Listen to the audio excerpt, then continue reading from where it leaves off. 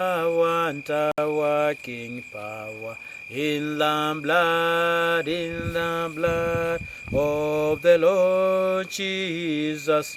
There is power,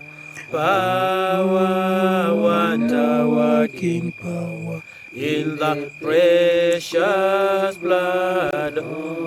Sing again. There is power,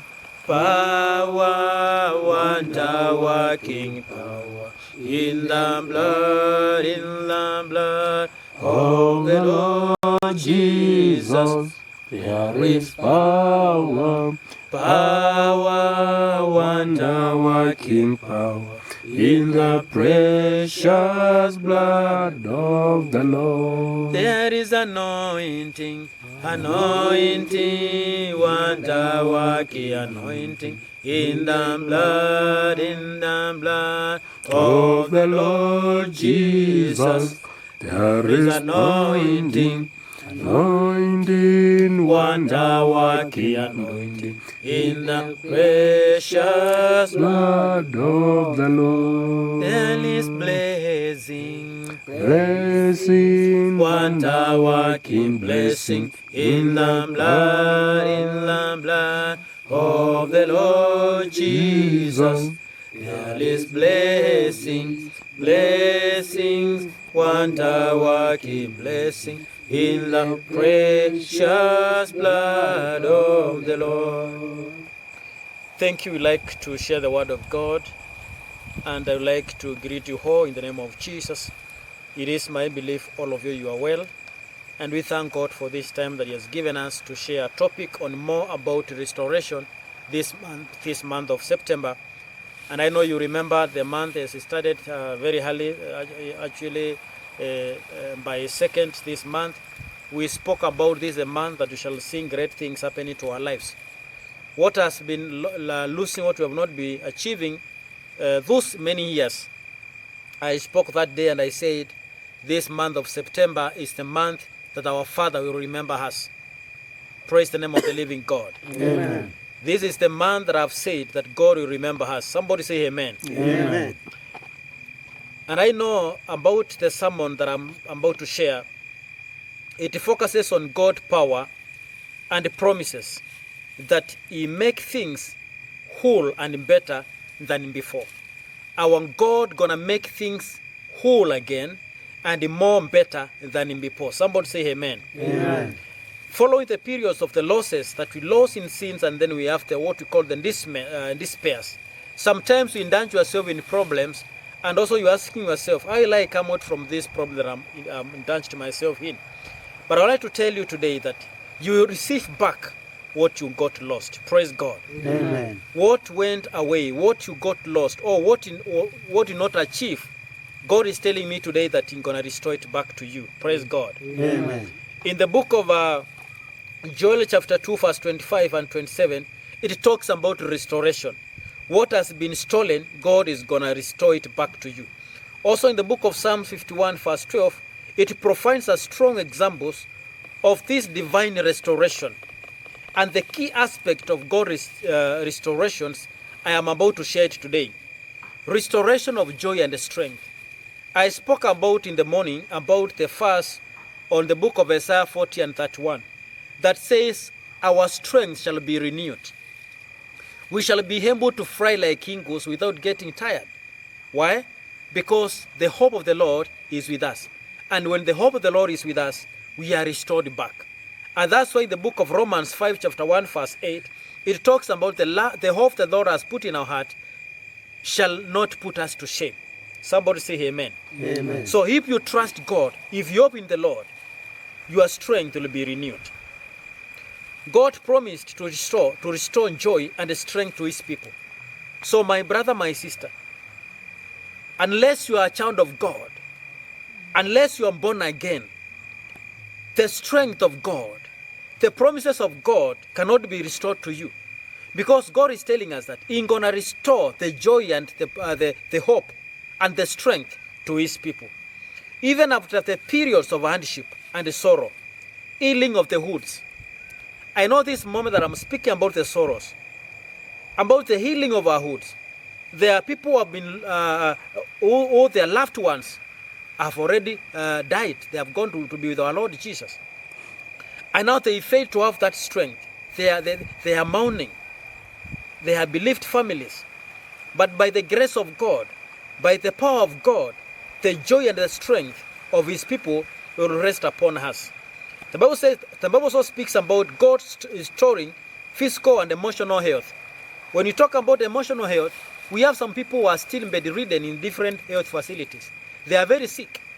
But now they need the power of God, the restoration of joy upon their bodies.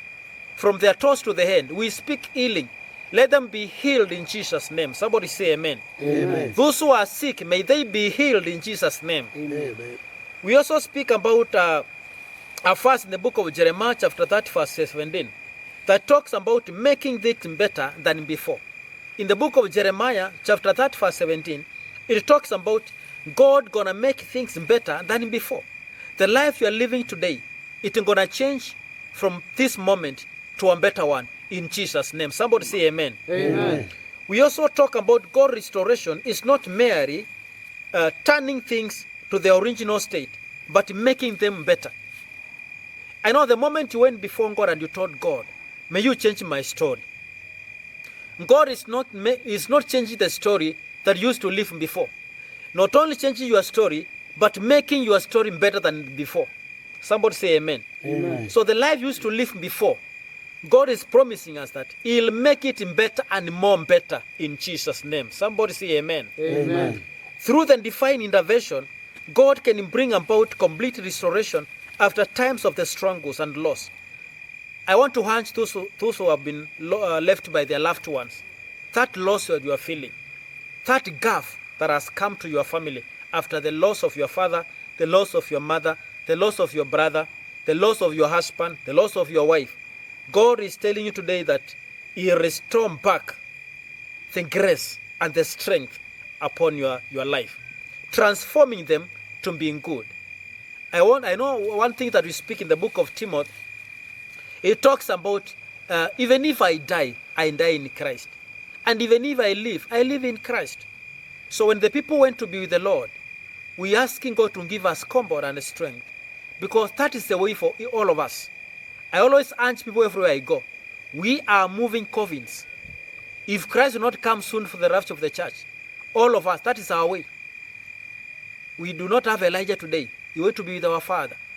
We do not have Abraham. He went to be our father. Isaac went to be our father, and Jacob and others, even Moses. That's our way, all of us. And we have to prepare our ways because we know the time is coming. In the book of Joel chapter 2 verse 25-27, this passage is a powerful promise from God to restore the years devoured by the locust. What has been devoured by the locust, God is promising us today that he's going to restore it to you. Somebody say amen. Amen. Bringing satisfactions and promise to his people. In the book of Psalms 51 verse 12, it talks about a prayer for restoration of joy and a spiritual after the sin or failing away from God. When we fall from God, God restored us by giving us his son who died for our sins. And by so doing, we are able to have eternal life by the salvation that Christ brought to us on the cross. In the book of Isaiah chapter 61, we are coming to an end. Chapter 61 verse 7. In the book of Isaiah chapter 61 verse 7, it talks about the promise. The prophecy speaks of God's promise to give beauty for the ashes, the oil of the gladness for the mourning, and a garment of praise for a pained spirit. So do not worry. The problem you are facing today, God is taking care of it. That's why the word of God tells us that let us take our burden to God. That burden you have for life's stagnation, that burden you have for your children, you want your children to get good jobs, that burden you have, go before God. And God today is telling us that he ain't gonna heal your wound. The problem you are facing today, God gonna take them away. Having faith that God can and will restore, overcoming doubts about his power and willingness. How can we seek God? How can we seek God's presence? We can seek God's presence by drawing near to him. by remembering him all the time. I always remind you about a fast that has been a memory fast for all of us. In the book of James chapter 4 verse 8, that talks about let all of us draw near to God. And when we draw near to God, our Father also will draw near to us. So we start with ourselves, that we draw near to God, and then God will draw near to us. And thereafter I talked about that the salvation that we need, when you want to be born again, you must hear the gospel. That's number one. Number two, you must accept Jesus as your personal savior. After accepting, you must now seek forgiveness, so that now you can become a child of God. And then you enter baptismal session. And thereafter, now you start spreading the gospel. As the way the book or the word of God tells us, the book of Matthew chapter 28 verse 1 downwards, that when you are born again, we start this mission of spreading the gospel. Finally, repent and return to God. We need as a church to repent and return to God. Somebody say amen. Amen. The good news today that I want to talk to you, church, is that our Father has promised us that if we repent our sins, He will forgive our sins. We have been given a leeway to seek forgiveness. And God is ready to forgive us. And we are ready to receive forgiveness from our Father. Turning back to God after straying, or after going away, or after ignoring His commandments. When you turn back to God, it acts as a catalyst for His restoration. When you go back to God, when you accept God, it acts like a catalyst.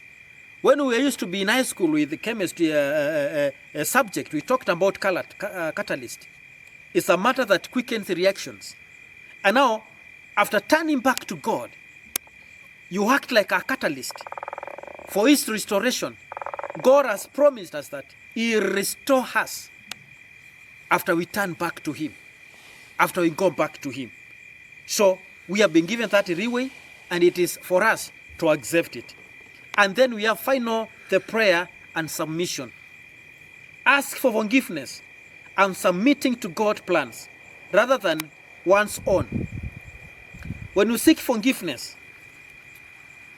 submit the plans from God for you, not your plans.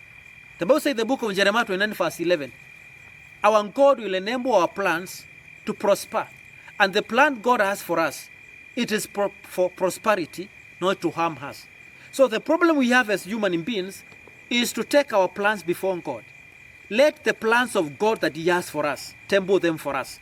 Asking God, let your will be done upon my life. Jeremiah 29:11, it talks about the plan God has for us. Not our plan we have from God, but the plan God has for us. That's why we make wrong. We take our plans to God. No.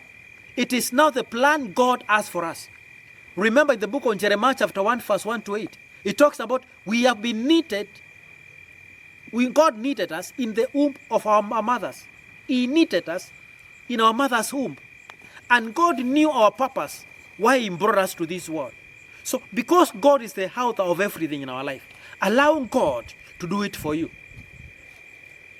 Do not force God to do things for you. Let God unleash the things that He had planned for you. Your prayer is this: submit to God. Ask forgiveness, and submitting to God's plan rather than your own plan, and lead to restore joy and peace. When you allow God to put His plans to you, He'll enable God also to restore joy and peace in your life. So may God bless you, and may God stand with you, and may God lift the church and the clergy to another level. It is our prayer today that our sins have been forgiven. Somebody say amen. Amen. It is our prayer today that the sick shall be healed. Somebody say amen. Amen. It is our prayer today that all the people, all their lives have been in stagnation form. God gonna restore them back to them in the name of Jesus. Somebody say amen. Amen. So those few remarks I want to end there. And I prophesy to everyone who is listening to this sermon that may God bless you, may God stand with you, may God see you through, and may the plan of God that He has planned for you, not your plan that you have from God. Jeremiah 29:11 says that, and the plan God that has for us, He'll make them successful. They are good plans for our future. And the plan God has for us are not the plans to harm us, but plans to make us successful, plans to make us prosper. I prophesy to you today that all the plans God has for you, they shall make you prosper. They shall not harm you. Those plans, they shall turn the darkness you are seeing today to be a joyful day. The cry that you are seeing today to be happiness. So may God bless you, may God stand with you, and may God lift you to another level. We thank God for this day, and we honor God. Let all of us draw before God. And remember, as I said, this month of September is the month that God gonna remember you. It is the month that God gonna lift you. Somebody say amen. Amen. Let us pray. Father, we thank you. Father, we honor you and we exhort you. May you stand with us and may you lift us to another level. We thank you, Jehovah, because you are good. We thank you for this sermon about restoration. We know, God, your plan that you have for us, make them prosper. Because the Bible says that your promises are yes and yes. Your promises never fails. Our God is a God of promise. We pray, my Father, and we pray, my Father, let your will be done, and stand with us. We thank you for the preachers. We thank you for apostolic. We thank you for prophets. We thank you for the pastors. We thank you for the clergy and the church wherever they are. Lift them to another level. We pray for our country, Kenya. We pray for other countries. And we pray, my Father, visit us in another level. And we will keep on praying until something happens. Each one of us need an encounter with you, my Father. And I pray, let your will be done. Not our will, your will to be done. In His name we pray, we are trusting. And may the grace and the love of the Lord be with us now And forevermore. Amen. Goodness and mercy shall follow us all the rest of my life. I shall be in the house of the Lord forever and ever. Amen. Shalom. Shalom. May God bless you. May God stand with you. And wherever you go, may you greet your family and the other saints, wherever they are. God bless you. Amen.